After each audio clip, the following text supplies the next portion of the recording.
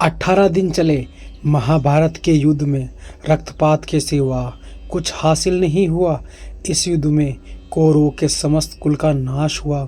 साथ ही 5 पांडवों को छोड़कर पांडव कुल के अधिकांश लोग मारे गए।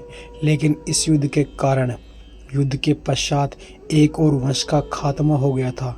वो था श्री कृष्ण जी का यदुवंश।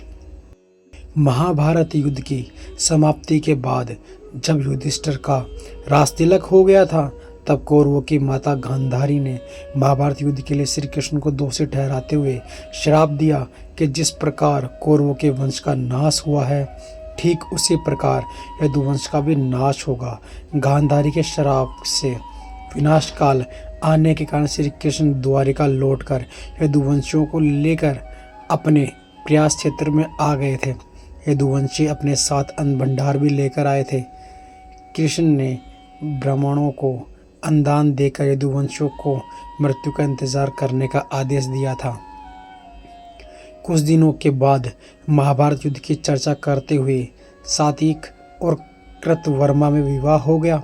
सात्विक ने गुस्से में आकर कृतवर्मा का सिर काट दिया। इससे उनमें आपसी युद्ध बढ़ गया और वे समूह में विभाजित होकर एक दूसरे का संहार करने लगे। लड़ाई में श्री कृष्ण के पुत्र प्रद्युम्न और मित्र सात्विक समेत सभी यदुवंशी मारे गए थे। केवल बब्रू और दारुक ही बचे थे।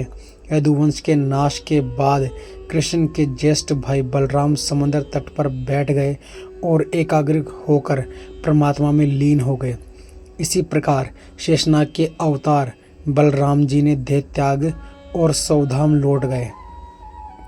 बलराम जी के देह त्यागने के बाद जब एक दिन श्री कृष्ण जी पीपल के पेड़ के नीचे ध्यान की मुद्रा में बैठे हुए थे, तब उस क्षेत्र में एक जरा नाम का बहेलिया आया हुआ था। जरा एक शिकारी था और वह हिरण का शिकार करना चाहता था। जरा को दूर से हिरण के मुख के समान श्री कृष्ण का तलवा दिखाई दिया। बहेलिया ने बिना कोई विचार किए वहीं से एक तीर छोड़ दिया जो श्री कृष्ण के तलवे में जाकर लगा। जब वह पास गया तो उसे देखा कि श्री कृष्ण के पैरों के तलवे में तीर लगा हुआ है। इसके पश्चात उसे बहुत ज़्यादा पश्चाताप हुआ और वो क्षमा याचना करने लगा। तब श्री कृष्ण ने बहेलिया से कहा, जरा तू डर मत, तूने मेरी मन का काम किया है। अब तू मेरी आज्ञा से स्वर्गलोक प्राप्त करेगा।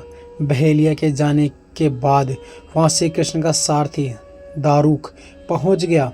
दारुक को देखकर श्री कृष्ण ने कहा कि वह द्वारिका जाकर सभी को यह बताए कि पूरे यदुवंश का नाश हो चुका है और बलराम के साथ श्री कृष्ण सौधाम लौट चुके हैं।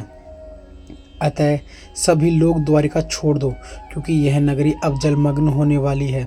मेरे माता पिता और सभी प्रियजन इंद्रप्रस्थ को चले जाएं। यह संदेश लेकर दारुक वहाँ से चला गया।